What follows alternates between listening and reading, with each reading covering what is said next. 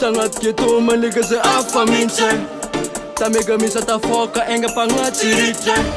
Nangatun pop na pumpap masaka na zefise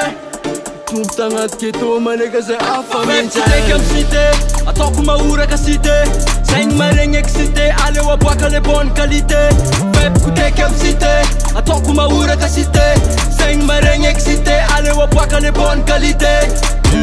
Nande radio, nande tele Nandangun boss na bakarche Sebebe mlacha ka kalite La la la la la la Usawang six sabat po mangis itaka Natump tanda la paske na di malala fumba may mangkasitaka Samtara nakadama si Eva fa istampa mapafitaka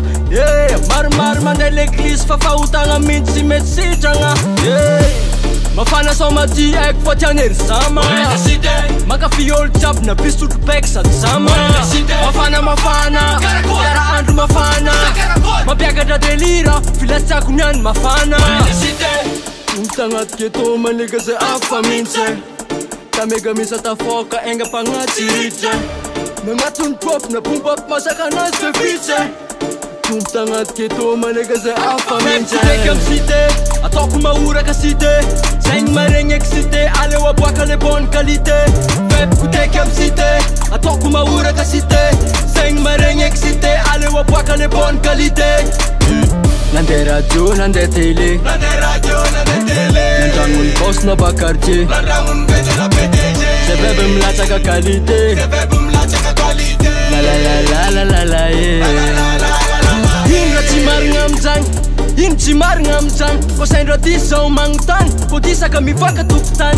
Antani one prese Seka second reve Fayuchis pede Manangatangan ako rese Mafana sa mati ek fa tianer sama Maka fiol chap na pistu tupek sa sama Mafana Kara andu mafana Mabiaga da delira Filas sa kunyan mafana Tang'at keto maniga za afaminse Tamega misa tafoka enga pangatsirite Nangatun pop na pumpap masaka na zefise Tang'at keto maniga za afaminse Tekam site, atoko maura ka site Saing marengek site, alewa bwaka le bon kalite Feb ku tekam site, atoko maura ka site Saing marengek site, alewa bwaka le bon kalite Nande radio, nande tele